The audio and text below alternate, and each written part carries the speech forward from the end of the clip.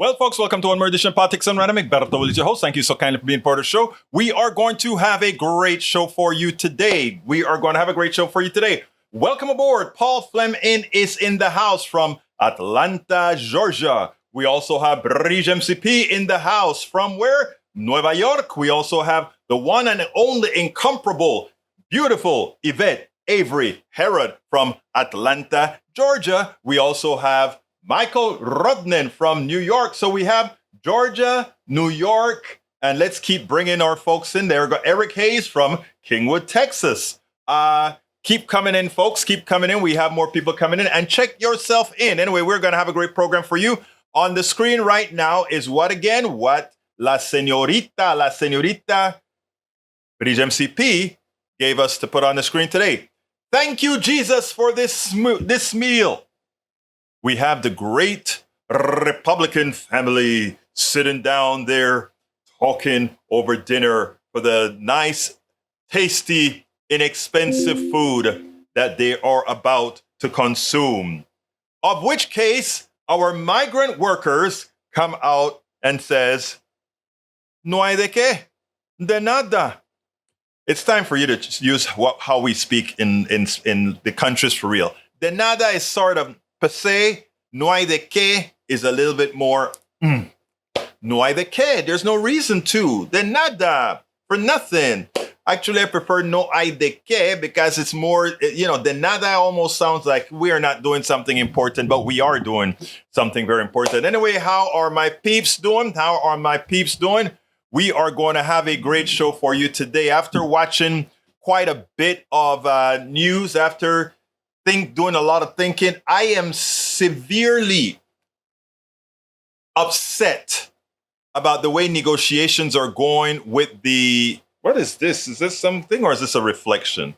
That must be a reflection. Or is it?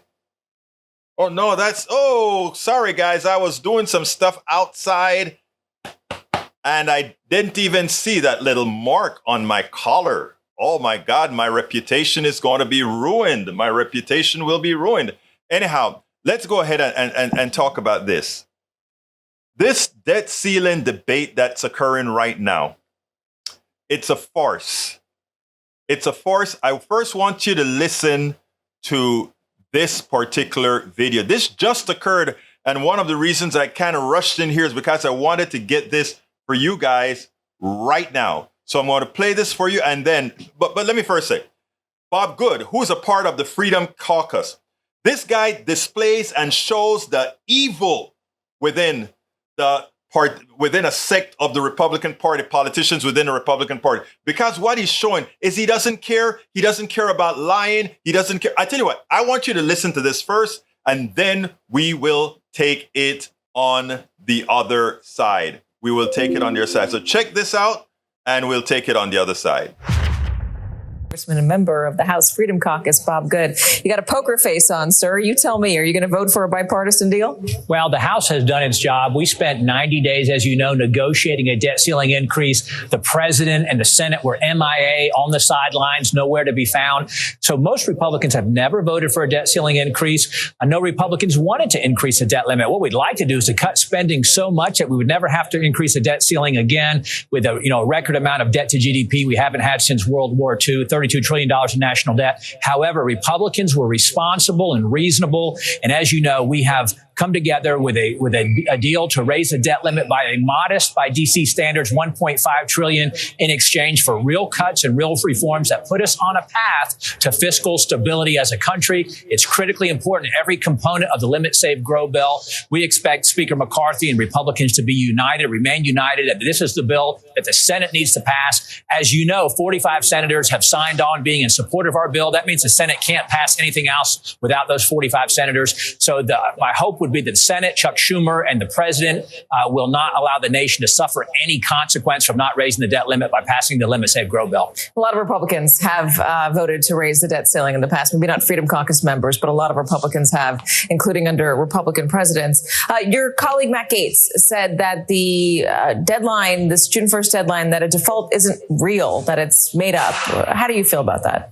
what he's speaking to is there is no X day, June 1 or whatever. Now we're hearing, of course, that it might be as late as July 1, but there's no X date where there's going to be some dramatic catastrophe because the debt ceiling wasn't raised. If President Biden and Chuck Schumer don't agree to raise the debt limit for the Republican bill that's been passed, which again is a responsible bill with reasonable cuts and reforms, then you would begin to have the inability for us to fund all of the government spending that's been voted on by the Democrat majority and by this White House, passed by this White House over the last couple of years. You would have eventually a forced $100 billion in reduction in spending because we're bringing in a record $400 billion on a monthly basis. We are spending about $500 billion. We could not continue to do that, but there's more than enough revenue to pay the interest on the debt, which is only about $70 billion a month. There's more than enough to fund Social Security, Medicare, veterans benefits, and the national defense. Democrats are not going to allow to have a forced reduction in spending or funding this government. So if we hold the line, they will pass Limit, Save, Grow, and that's what we need to do.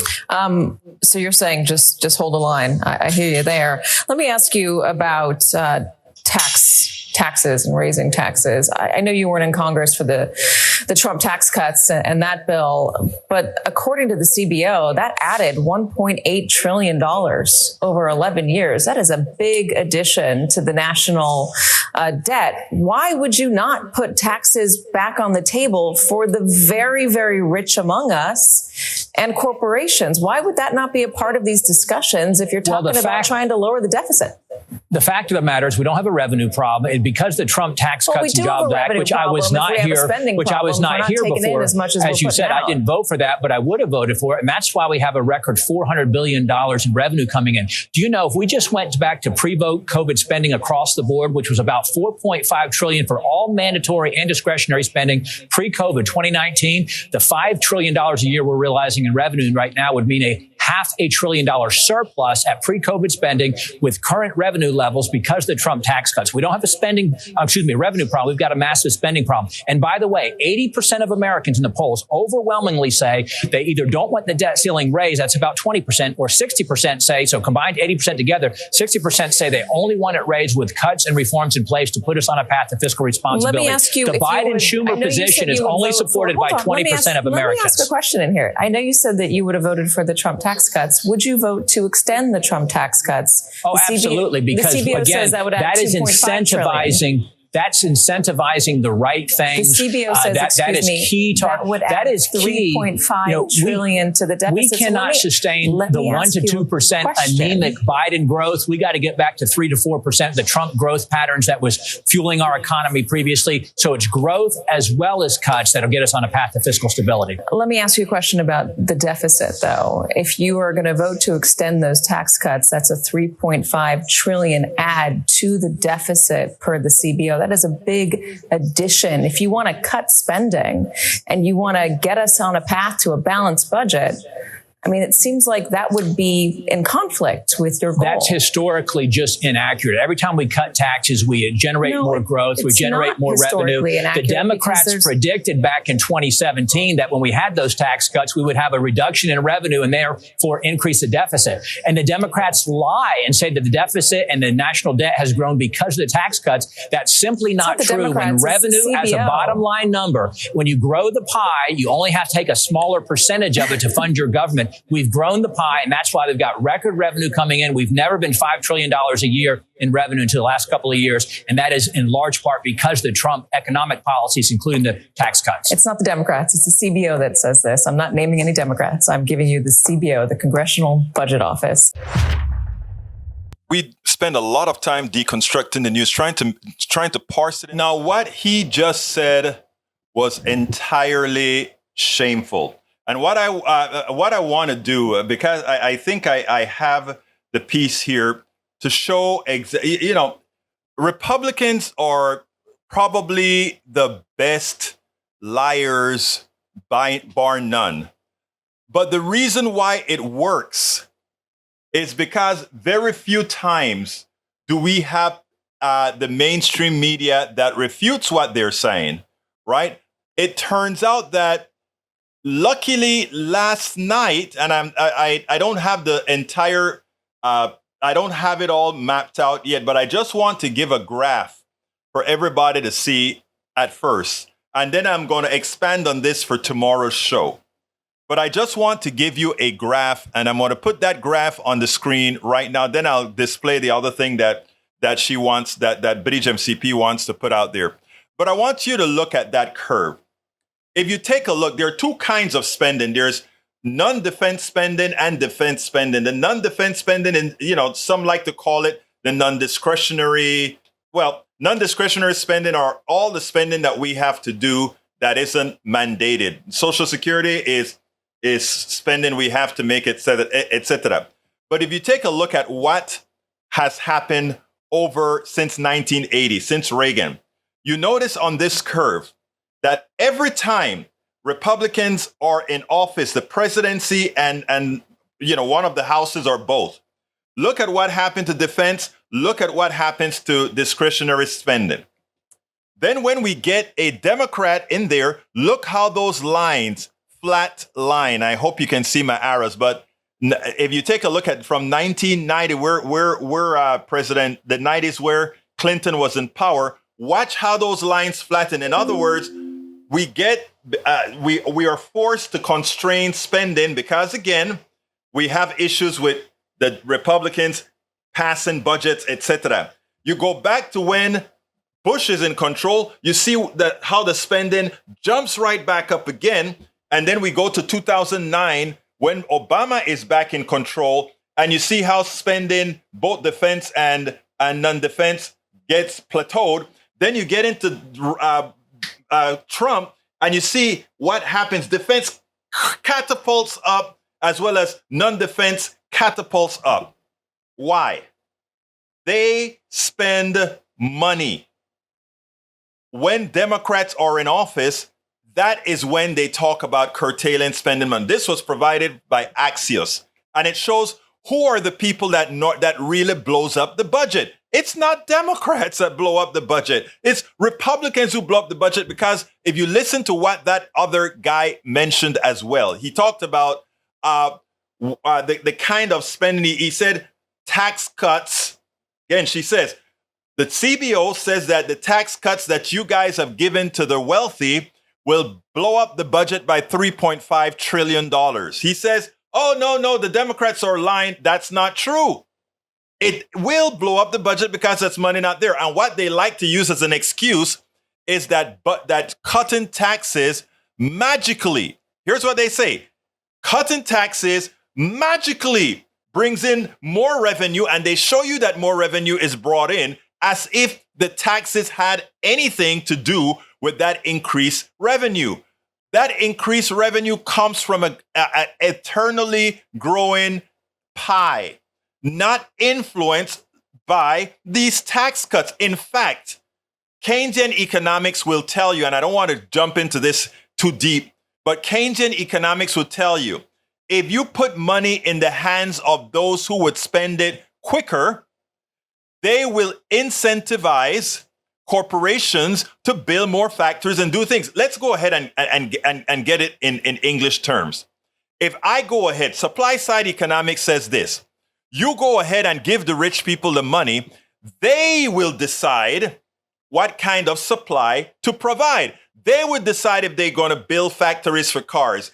They will decide if they're going to build factories for solar power plants. However, now, if instead you give that money to the people who would spend it immediately, democracy would dictate what factories businesses would build. Why? Because if I have a lot of money, if I'm a poor person and I get money, that money is that democratizer that will tell me, if I go ahead and I buy more chicken, then corporations need to raise more chickens. If I decide I want to buy more cars, corporations see that the demand for cars go up, and that democracy in our economy will create more cars. If somebody else wants to buy more widgets of some type, if we decide we want to buy more hula hoops, then democracy would say corporations will build more hula hoops because that's what we are willing to take our money and spend. But instead, what the Republicans who claim they believe in freedom want to do is say, give the money to the wealthy and let the wealthy decide what supply they will provide to you, peons, You poor people, you middle class people, we will tell you what you want to buy because we believe in the supply side economics. We don't believe in the demand side, the democracy side of economics. So don't let the crap that Republicans tell you when they talk about when you go ahead, there's this curve called the Laffer curve. And the Laffer curve is a laughter. How did the Laffer curve come about? This economist, I don't remember from what university, sat down at a table when he was having dinner and drew a curve on a piece of paper. And he said, this is where you have taxes going up. This is where you have its taxes versus the amount of money that's generated, extra money generated in the economy. And there's a sweet spot, according to this guy, that if you just put the taxes at that area, it'll start raising more money. It has never occurred. Reagan tried it. It failed. The only reason Reagan had an economy that did marginally well was because he used Keynesian economics. He blew up the budget by building throwing a lot of money to the military. He did not cut social services because Republicans know if you cut social services, you lose. So they cut taxes for the wealthy, keep the spending that Democrats know social people that for the social services. And then what do? They then increase the military. They blow the budget up, which is blowing the budget up does create a lot of economic activity. All right. And the thing about it is we have so dummified the American citizenry that we have a certain percentage that cannot understand simple macroeconomics that tells you two things. The democratization of economics mean you provide the monies to the demand side. And if you do that, the supply side will create that supply based on what people want. If you put the money at the wealthy side, first of all, they don't take risks. Remember, all the risk is taken by we, the people. Think about it. When a drug comes to market, it's not the wealthy corporations that says, I am going to invest in this drug that's going to make a lot of money. That is not what occurs. They go to a university. The universities come out with the primers of drugs, the RNAs and all these other parts. And after corporations sees that, oh, this might actually work. Oh, let's go ahead and buy up that professor. Let's go ahead and buy the patents and build a building at the university. And after we create a product, we get the mRNA vaccines and all these things that then they milk us and terrorize us and cost us everything. You take a look at insulin, which was developed by the government, and somehow we have people paying $1,000 a month for it. It makes no sense. But as long as we have gullible Americans, as long as we have Americans who are willing to be gullible because of ideology, then we get into these positions. Let's get smart, folks. Let's get smart. Let's believe in liberty. Let's believe in all those things. Now, let's go ahead and put Bridge MCP's new piece on where it says, para ver. Freedom, shouts the Republican lawmakers as he bans abortions, school books, lesson plans about racism, trans health care for kids, and voting rights. It is so apropos. Thank you, Bridge MCP. That is so apropos. Just think about it. Remember what I've said. If you listen to a Republican politician, everything that he accuses others of, it's a reflection of himself. It's a projection. It's a projection. It is a projection. And in that light, let's go ahead and listen to Eddie Glaude. And I can't remember her name now, but it'll come to me as you watch this very other important piece. As you know, the Republican Party has always prided itself in looking out for the freedom of people, the freedom to exercise their rights, etc. And we all know it has always been a bunch of bunk, but I have yet to see it expressed the way that a former Republican, now host on MSNBC, Nicolle Wallace, listen to how she talks about who they really are now and how Dr. Eddie Glaude expands on it. And then we'll take it on the other side. Eddie, to build on some of that, the Republican Party's move away from anything resembling autonomy and freedom is the most underreported and potentially politically dramatic story of the last 5 years, right? To become a party that says out loud, they want to be right there in the OBGYN office with you. That was Republican senatorial candidate Dr. Oz. DeSantis, they want to be right there in the pediatrician's office with you as you grapple with whatever medical decisions your transgender daughter is making. They want to be inside the gynecologist's office, inside the pediatrician's office. They don't want to be inside the school while children are under their desks because they're in their third active shooter drill of the semester. They are done. They are done approximating anything resembling freedom. Absolutely. It's almost as if the libertarian wing of the Republican Party has morphed, transformed into only one real serious liberty, and that is the liberty to hate, the liberty to grieve, to express grievance, to express fear and the like. So those elements of the traditional Republican Party that I grew up with, the corporatist wing, the libertarian wing, the values wing, and of course the nativist white supremacist wing, all of that has kind of collapsed into one kind of Frankenstein-like monster. But I think it's really important for us to understand what Basil said. Against the backdrop of the Four Freedoms speech, this is January 6th, ironically, 1941.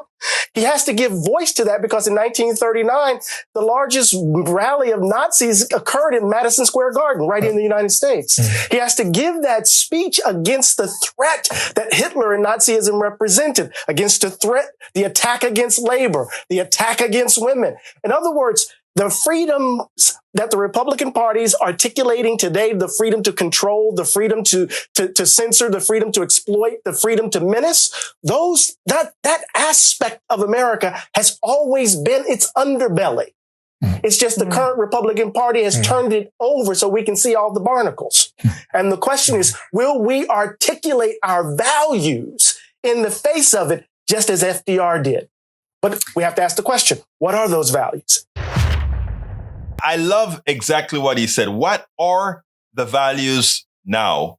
What are the values of the Republican Party that they speak about? What are the values of those who continue to follow a party that is inflicting this much harm on so many of its people? And I mean, this is off the subject, but we go into the debate. If they fold all the cuts that they want to make right now, it's also going to remove the freedom of their own people, as they are the ones that will be suffering the most, the people who vote for Republicans. Imagine that. Your own constituency, you decide, we'll get you. We'll take away your freedom. But we just won't tell you. Anyhow, look, that just shows a projection of Republicans, as Bridge MCP brought that meme. And in fact, I should put that meme back on the screen again. Very important meme, because when she says, freedom, shouts the Republican lawmakers as he bans abortion, school books, lesson plans about racism, trans health care for kids, and voting rights. Yet we believe in freedom. We believe in freedom just as long as it doesn't apply to you. Let's remember that's his mantra. Now let's get back to something that Bob Good spoke about. Bob Good wants to get Biden to start cutting stuff. And Biden says, I tell you what, why don't you tell me of this discretionary spending that all your people partake of? What do you want me to cut? Please tell me. What do you want me to cut? All of you guys always talk, keep the budget where it's at. Remember, every year, every day, more people are added to the Social Security rolls because the baby boomers are still coming to pass. Please tell me, that's the reason budgets are increasing. Also, we have to take care of things that we've let gone for a long time. For example, the infrastructure. There are many things that cause our discretionary budget to go up because of what we have not done. So please tell us, Mr. Bob Good, please tell us, Mr. Freedom Caucus, what do you want us to cut? If you notice, they give a number, but they do not tell you what they want to cut. They want it to be said that it is the Democrats that are making these cuts to satisfy the requirements that Republicans have. It's a no-go. It should not happen at all. Let them define what they want to cut. Let them do it. And if they do it, because in their budget, they just say, this is how much discretionary spending is going to be. They don't tell you how much or what to cut. And so let's get that. Now, I want to address something that Eric Hayes says, because it's important. Eric Hayes' brother lives here in the same place I live, in Kingwood, Texas, supposedly a middle-class neighborhood, some places upper middle-class neighborhood. Here's the funny thing. He says, ideas to reduce and eliminate all entitlements except for those paid by working citizens and those provided for sick or handicapped or disabled persons. Preserve Medicare and Social Security. Stop all welfare to those who can work and make a living wage. Force deadbeat dads to care for their children. Demand student loan repayment and honor those who have repaid already. That statement shows that you know nothing about what's out there, my friend. You know nothing. If we followed your rules right there, first of all, that covers very small amount of folks, nowhere close to what's causing our budget deficits. None of that would substantially impact our budget deficit. That are those, what you just called out there are peanuts. It makes you feel good by downing somebody or trying to put on to somebody that those are lazy people or they don't work. Most people are, in fact, working. Most people are, in fact, not on the dole because they want to be on the dole. They're on the dole because there's no employment that makes it worth their while to work. Why go to an ice cream shop and make $7.25 when it costs you to get there and the taxes you pay and everything else $6.90, which gives you a net 25 cents and take you nowhere and you can't pay your bills? We have to have living wages. Making those statements are asinine. Let's go a little bit further. If you take a look at, let's look at Kingwood, your neighborhood. Take a look at every home. And these homes, what the government is paying out of pocket in different ways. In other words, there are certain group of peoples that get government assistance in ways that doesn't seem like government assistance. And there are others who are made to be, let everybody know they are on government assistance. Don't let me go into enumerating all the forms of government assistance that these rich people are actually on. Let's learn before we just go ahead and say and make silly statements like that. You don't understand economics. You do not understand social behaviors. You don't understand it by making statements like that. I hope those that are listening to us here can actually learn the realities that Republican politicians are depriving you from acknowledging and knowing, because they are making you what again? Dumb. That is their business, because if they can keep you dumb, guess what they can do for you? They own you. Let's read what Bridge have to say here. Egberto Long, but this is what my sister is posting as copy and paste.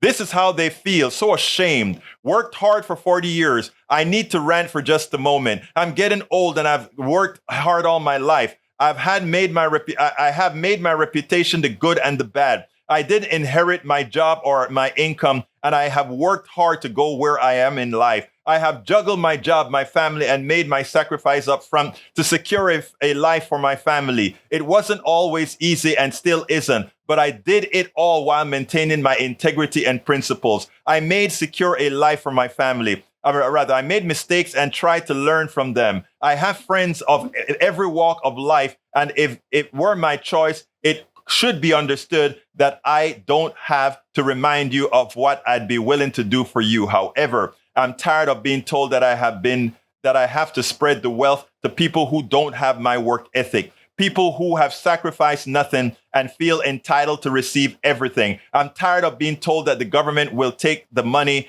I earn by force if necessary and give it to people too lazy to learn it themselves.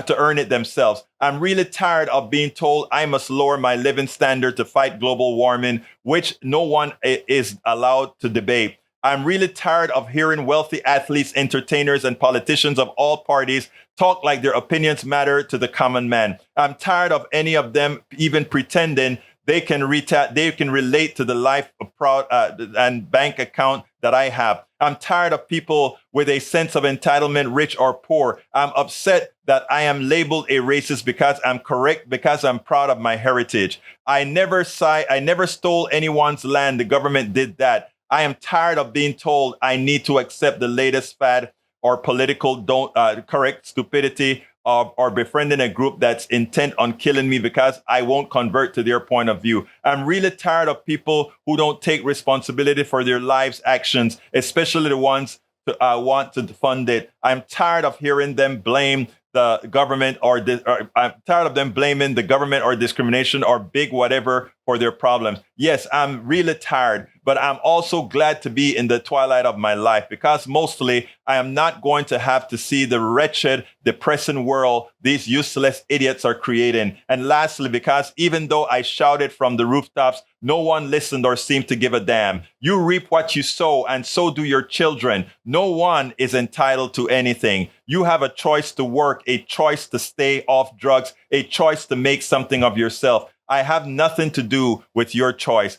That's all on you. You're entitled to what you earn. There is no way those thoughts will be widely publicized unless each of us sends it on. Surely the politically correct police censor will try to quiet us. It's interesting what you can do when you mix true things with stupidity. First of all, most of what she said there, I could agree with.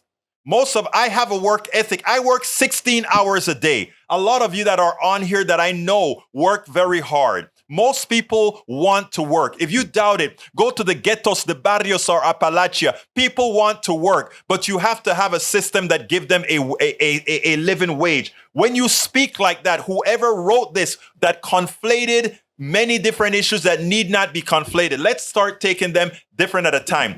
It was the government who stole the land. Government is we the people. And yes, they stole the land. And many of you who are talking about I raised it or I did this on my own, you benefited from the stolen land because many of your relatives and your forbearance and the people who came before you, they got land owned by somebody else for a long, or a land that was owned by nobody but able to be roam free by all. They got that land and they were able to build their fortunes and that. And I'm not talking big fortunes. I'm talking about a lot of those farms in East Texas, a lot of those farms in Middle Texas, a lot of those farms in California, a lot of those farms all over. They came from stolen land and families that when those lands were opened up because we wanted to move westward, all of those people got land grants. And you know what? Land grants didn't go to people that looked like me or whatever. So no, ma'am. As far as whether you need to feel guilty for stolen land, you don't. But just know that you did profit from that stolen land. You didn't do it, but you did profit from it. And when others are asking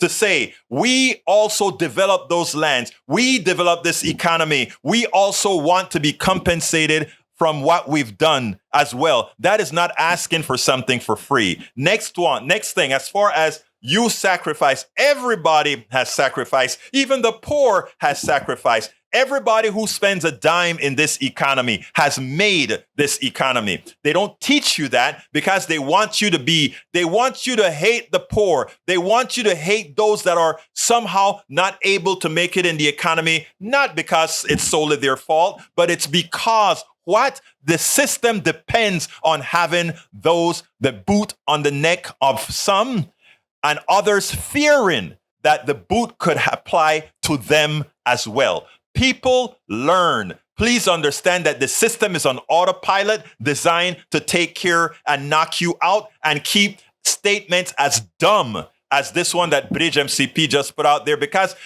so much of it is true.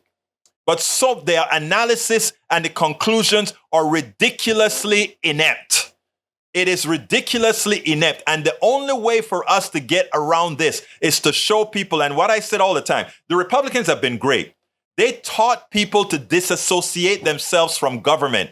They don't want you to know that we, the people, is equivalent to the government. They need to disassociate you from the government so then you can look at the government as a bad thing. And when the government uses its powers, we the people's powers, to make sure that corporations, to make sure that the plutocracy, to make sure that the rich cannot have full control of you, because they've taught your brain to think that those people, that government, etc., you disassociate yourself from those things. Then they make those things evil. You think it's evil, and then you start to do everything against your own interests. People. We have to educate ourselves. Look, there are some people, they give a little mixture of race, a little mixture of gender issues. They mix all those things together to foment hate. And in that way, control you. And then we all go down.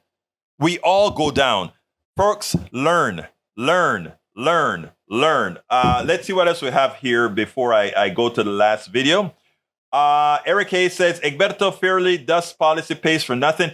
No, it doesn't. But again, you have shown you are like a drug-resistant bacteria. A drug-resistant bacteria. It doesn't matter what you throw at it. It just doesn't get in. It just doesn't get in. I feel for you. I feel for those who reality is staring at you. You're being screwed by the people you trust, but you don't care.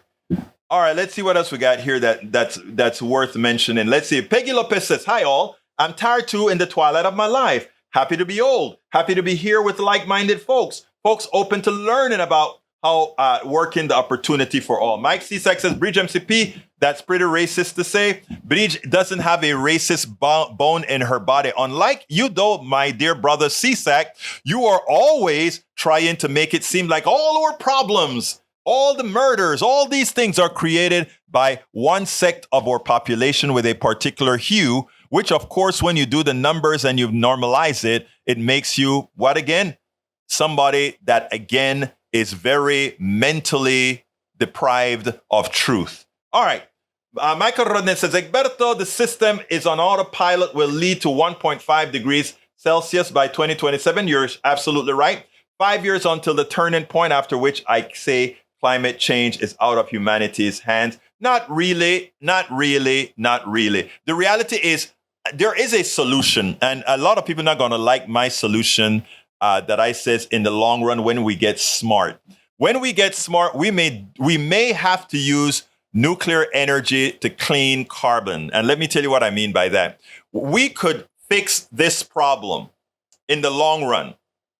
And when there's a technology out there that we can grab these gases out of the air, but we don't have enough we have enough green energy to run our system without creating any more carbon into the air.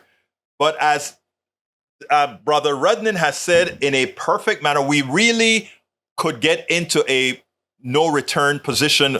That's how some people like to talk about it. But that's not the case. If we decided that we would put certain converters, and it would have to be nuclear because we need a carbon negative things, but the danger, of course, is nuclear meltdown, etc. We'd have to come to a great agreement to put nuclear power in certain areas that sucks all these things out of the air and convert it into something. It's going to waste a lot of energy, but it's nuclear, so it would be like an abundance of quick energy. And take that nuclear, clean things up, and after we've cleaned it up for 20 years or so, we then mitigate it by shutting down nuclear permanently. But we could use nuclear as a stopgap measure, getting it across the environmentalists to open their minds into saying everything is a risk. And that may be a risk we need to take. I'm an environmentalist. I don't like nuclear power. I've written for and pro and against nuclear power. Pro nuclear power when I did one of my papers at the University of Texas, but against nuclear energy in the way it's implemented under the domain of private sector. I believe in nuclear energy if we make sure and do it in the public sector where for profit isn't what's going to determine safety. Very important. Some environmentalists get mad when I talk about this, but there are no more environmentalists than I am. I am talking about solutions based on engineering. All right, folks, those of you that are online, please go give us a thumbs up best you can. I ask you so kindly to give us some thumbs up. We need them. All right, before I get into the fold, I want to ask you guys, I'm heading off to Chicago on July 13th. I'll be doing some broadcasts from there as well. I want to ask all of you who can to support to support funding our trip to And here, I just put the link in the system there, and let me put that on the screen right now. How can you support us? Those of you who support us will get all of you will become the supporter producers on the reel at the back of every video. And we'll probably do between 30 to 50 videos. And your name will be on the reel for those who support. Everybody who supports, your name would be on the reel. Your name would be in the YouTube stuff as well. Your name would be all over the place as far as producing these videos. Those who give $100 or more, they will get an internet searchable page and much more. Those who give $200 or more will get an embroidered Politics Done Right t-shirt, not t-shirt, but polo, as well as a sticker, the Politics Done Right sticker and my book, etc. The first 35 people the first 20 people who go ahead and give $35 or more, you'll also get an autographed copy of It's Worth It, How to Talk to Your Right-Wing Relative, Friends, and Neighbor, as well as you will get a sticker, all that good stuff. So again, support the program however you can. Did I put it on the screen? I didn't put it on the screen. I need to put it on the screen. There it is on the screen. So please support us. Click on that link that I just put in there. I'm going to throw that link in there. I want to thank Bri. So far, the ones that I think I got two so far, two good donations so far. One from El Señor John Cotter, and of course, our incomparable El Señor Rodnan. So thank you guys for supporting our trip to Chicago. You will have these things made in your name. Yeah, John Cotter you gave a great one too, Michael. You gave a great one. I appreciate but I appreciate all contribution, whether it's $1, $5, $10, $20, to make sure that we can make this, this trip. It's already close to when it's going to be. We'll be on Radio Row, and I'll be talking to you guys from Chicago. So thank you so kindly, guys. Thank you, Bridge MCP. I haven't looked at it recently, so I don't know what's there. So thank you so kindly for that support. Let me go ahead and click it. All I have to do is click on it. What's wrong with me? All I need to do is click on it. Oh, wow. Thank you. Bridge MCP is a supporter as well. Thank you so kindly for your support, my peeps. Thank you so kindly for your supports. We're getting there. We're 10% there. We just need to get to 100%. So that will really, really put us on the way and help get this stuff done. All right. Here's what I want to do. This one is a bit longer, but I want you to listen to everything. I get to hyperventilate on this. I did this last night. I wanted to make sure and get it covered here today. So here is our last video of the day. Stay positive, folks. I want to show you the intransigence of the Republican Party, specifically the House, when it comes to negotiating for this debt ceiling debate. The truth of the matter is, as I've said several times before, Democrats should not negotiate. They should just go ahead and invoke the 14th Amendment and let the Supreme Court attempt to overturn it and crash the economy. It would then prove that Republican intransigence and that they've chosen to put politicized judges that don't read the Constitution, literally, in this case, would have caused whatever damage has occurred. But let's go ahead and listen to Jody Arrington, who is the chair of the Budget Committee. I mean, it's amazing how, with a nice and calm voice, sounding as if he's reasonable, how evil he is. And I'm going to explain that, because as he speaks, one would just think this is just simple negotiation. But no, this is the instantiation of evil covered with a facade of platitudes. I want you to listen to this, and then we'll take it on the other side. Well, the president said he's willing to cut spending by more than $1 trillion. He said that this morning, but he also wants Republicans to consider raising revenue. That has been a non-starter for Republicans, but will you reconsider? No, because you couldn't get tax policies and tax revenues in the Senate bill. We certainly weren't going to put it in the House bill. So, number one, it's not on the table for discussion. Number two, taxes right now would only be passed on to consumers in higher prices. So we would exacerbate inflation.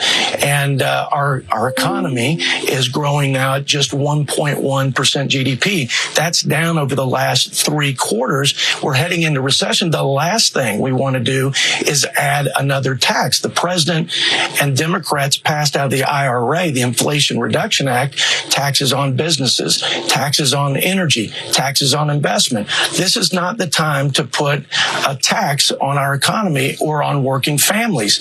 The president, again, needs to deal with the proposal that passed the House.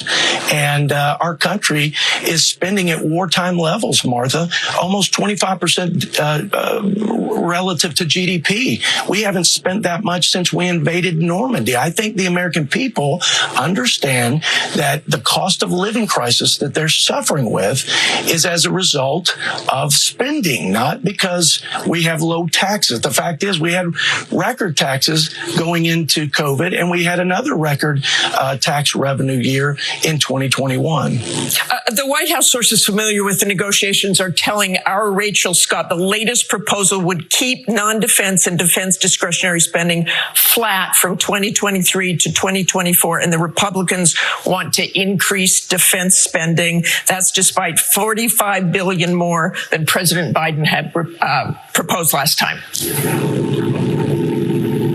Well, let's give some context to the discretionary budget. Our federal government is 40% bigger today than it was going into COVID. Secondly, the president was the lead negotiator in 2011 for a 10-year spending cap deal, and he was doing that in the context of a debt ceiling negotiation. So this isn't unprecedented. Even the president's own budget, if you look at his 10-year budget resolution proposal that he introduced about a month ago, he has $2.7 trillion in discretionary cuts. If you annualize that, that's over $200 billion a year. We're talking about going back to $130 billion. That's what we were spending as a nation discretionary just 6 months ago. So this is more than reasonable, but we have to get back to pre-COVID, pre-inflationary spending. We've got to right size and rein in this bureaucratic bloat that we've pulled out of COVID, and we've got to deal with that legacy and efficiency. I want you to notice something. Remember what this budget wants to do. This budget wants to cut discretionary spending for SNAP, spending for childcare, spending for a whole lot of stuff, Veterans Affairs, etc., because that's the only place the cuts that they want can actually come from, given that what they want to do is not cut things like defense, etc. So when asked about the taxes, what's his answer? That wouldn't pass the Senate, so we didn't even think about putting it into the House bill that we passed. But worse, he simply said outright, that is not on the table. In other words, having the wealthy who have gouged the American people put back some of the money that they stole legally from the American people, he's saying that's not on the table. So we'll just starve the children. We'll just make sure that you have to get less than SNAP. We'll just make sure that even as those people who got PPP, etc., didn't have to do any superb type of qualifications, we want those few people who are on food stamps, who make very little, to prove that you are having to go to work. Even those, they have some of these programs that already have work requirements on it, but they want to make it even more stringent. We got to hurt the poor because we know that the poor are always trying to get over on the rich. Really? Come on, folks. It's time for us to wake up now. So, I mean, he claimed the inflation, the spending is what we need to cut. It's spending that caused inflation, spending that caused these issues. He forgot to tell you all the tax cuts that they have given to the wealthy folks. That is money that wasn't recirculated into the economy. If we really wanted to help the economy, we put those monies into the hands of people who create demand, and that demand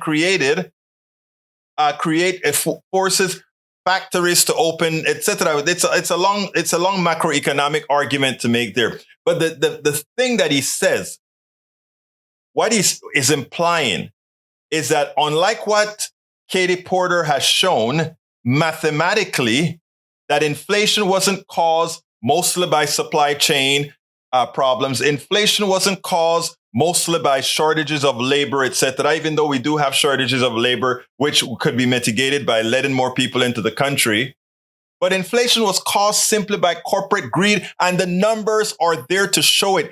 Unfortunately, as we are having these debates on TV, when this person says, we are not going to increase, that Biden has an increase in inflation and that somehow they're spending too much, that the mainstream media doesn't say, for 40 years, we have underpaid Americans, and we are now paying through governmental services for what the private sector refused to do, pay a living wage, as they manipulated and kept the profits. We don't have the main media.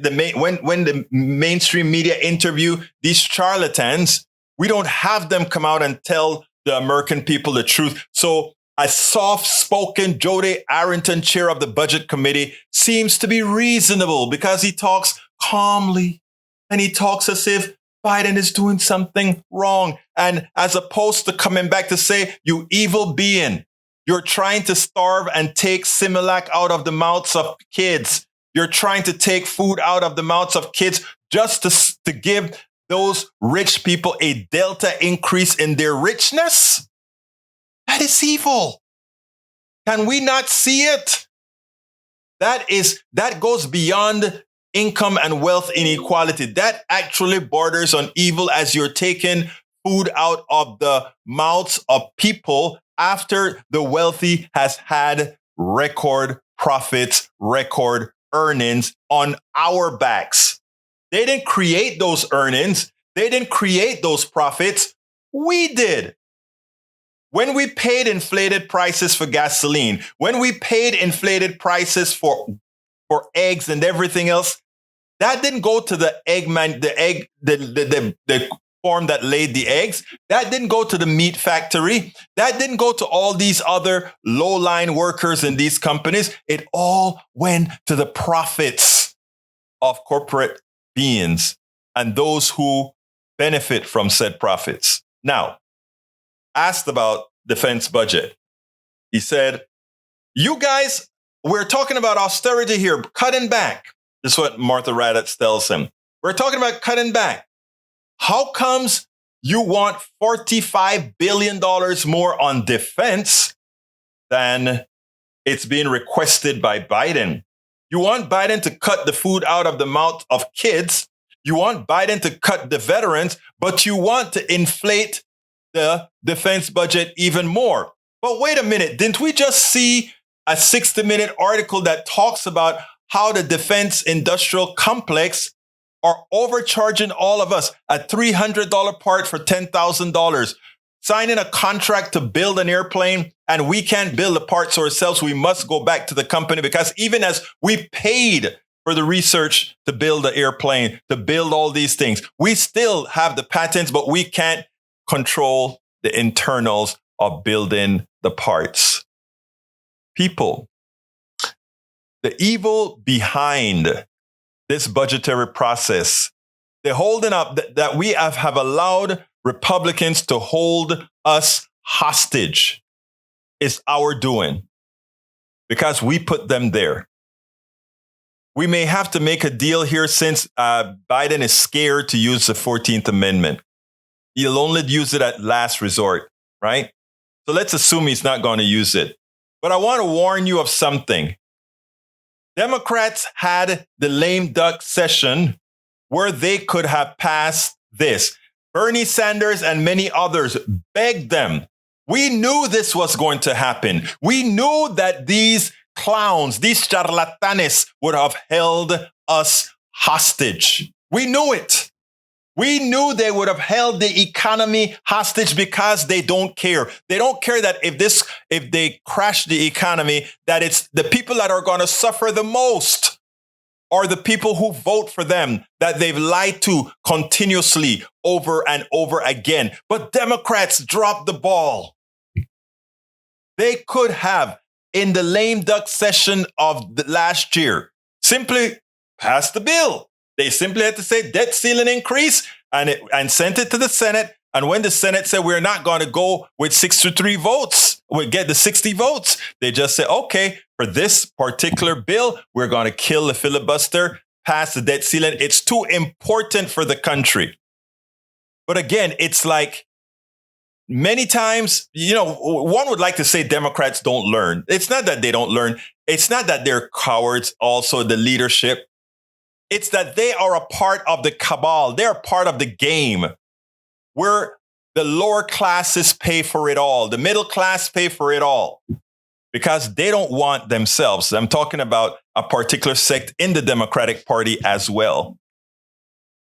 They don't want the masses to get too much power either, because they feel that given that they're serving the same masters just with a little bit in difference in values, we can't allow them to get too strong. Folks, this debt ceiling debate should not have been. It is because of because of the willful timidity of the Democratic leadership back in 2022. Now we're paying the price with the stresses that many are under. It's going to they're going to work out something. But as usual, you know who will pay the price? The poor and the middle class, always sacrificed by all. We absolutely so, folks. Absolutely so. Here, we got to get out of here. But beforehand, I want to tell you, you can support our Politics Done Right. The general support link for all the forms in which you can support us is at politicsdoneright.com/support. Please find a way to support us however you can on that link. However, for our trip to Chicago, where we're on Radio Row at Netroots, a coveted position, we're one of the few broadcasters allowed on the Radio Row, where in our case, it's more than Radio Row because we do videos and everything else. So I ask you so kindly to provide whatever support you are able to do to ensure that we can go over there and, do a good job. And how can you do that? Just support us by going to this link that I just put in there, and go to our funding for this particular trip.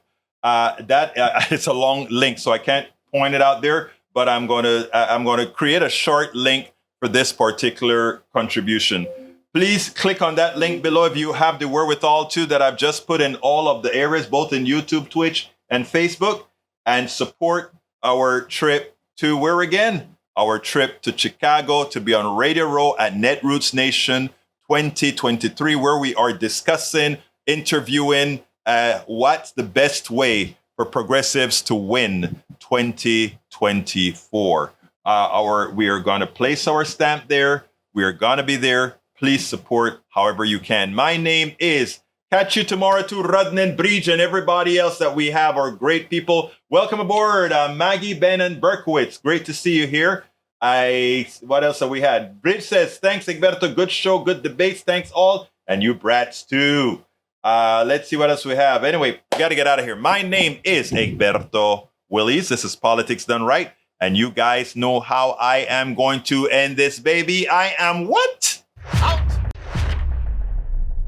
spend a lot of time deconstructing the news, trying to parse it into a form that everybody can understand. We try to find those little nitpicks where it flies above the fray, etc.